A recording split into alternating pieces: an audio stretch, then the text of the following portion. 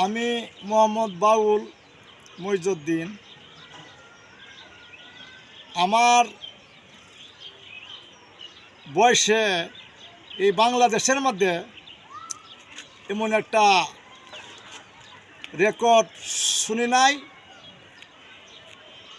তে আমাদের বাউলের উপরে যে হামলা চলছে, আমাদের আবু সরকার সাহেব একটি কথা বলছে, এই কথা অনুযায়ী আমরা বাউল যারা আছি সকলেরই আমরা মান সম্মান চলে গেছে। তো উনি ভিতরে অহংকারে আসছে বেশি, এই কারণে উনি এই কথাগুলো বলছে। বড় শিল্পী তো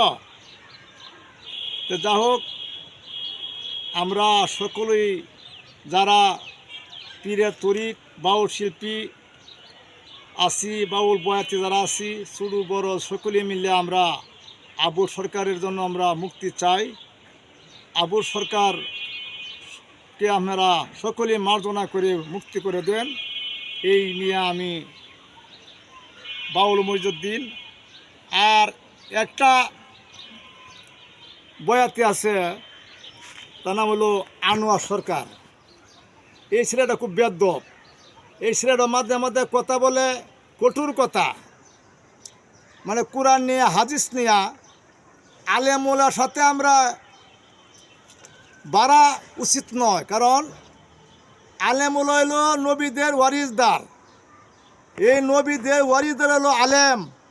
বড় বড় আলেম যারা আছেন, আলেম মুফতি হাফেজ, ওরার সাথে আমরা কথা বলা চলে না।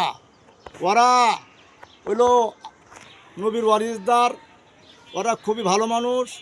তা আমরা এখন থেকে গান বাজনা যাই করি, হাদিস ফদিস যাই কই, একটু জানিয়া বুঝা হাদিস বলবেন, যে আমরা কোনো জেলখানা যে আমরা না যেতে পারি, কোনো যে আলেম যে আমরা আটকাবে না পারে।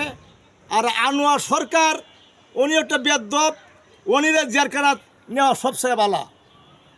উনিরে জেলখানাত নিলে আমি খুশি।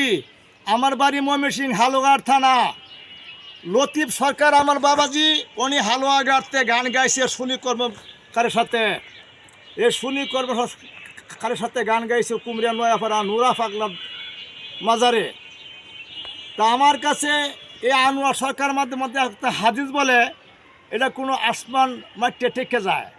একে ধরে নেওয়াটা উচিত কাম। এর ধরে নিলে আমরা বাউল যারা আছি সকলে আমরা খুশি।